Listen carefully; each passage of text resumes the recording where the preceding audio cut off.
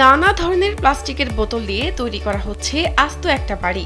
Mango juice, এটা juice আপনার 7 up আছে ওখানে।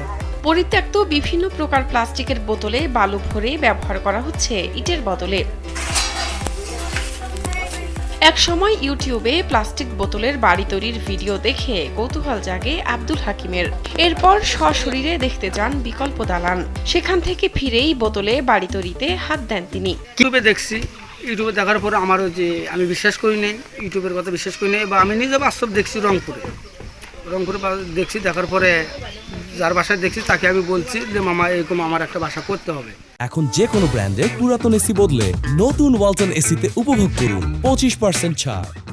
এর আগে নিজের জন্য একই রকম বাড়ি নির্মাণ করেছেন এমন একজন অভিজ্ঞ রাজমিস্ত্রির হাতেই দায়িত্ব দেওয়া হয় হাকিমের সাধের বসতঘর নির্মাণের। আমাদের বাসা আছে এরকম, তো এই মামার সাথে দেখি মামা বলতেছে আমাকেও বাসা করে দেন, এই জন্য এখানে আসি আমি কাজ করতেছি।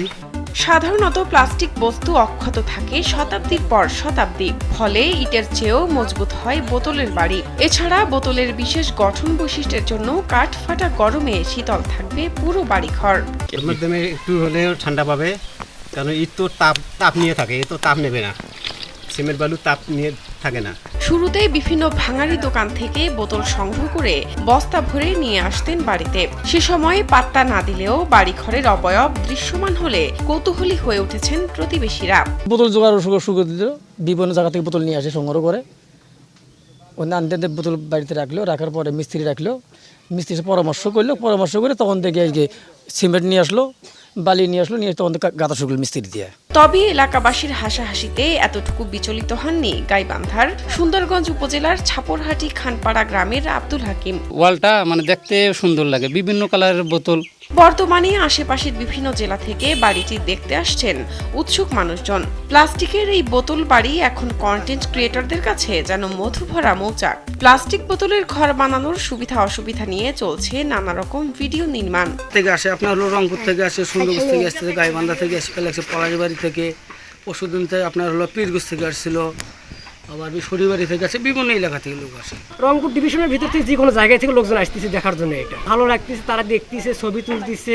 বাড়িটি পরিদর্শন করার ইচ্ছা প্রকাশ করেন উপজেলা প্রকৌশলী মোহাম্মদ সিদ্দিকুর রহমান। এটা আমি নিজে এখনো পরিদর্শন করিনি, বা এই ব্যাপারে শুধু আমি ইউটিউবে দেখছি যে বোতল দিয়ে বাড়ি বানাইছে।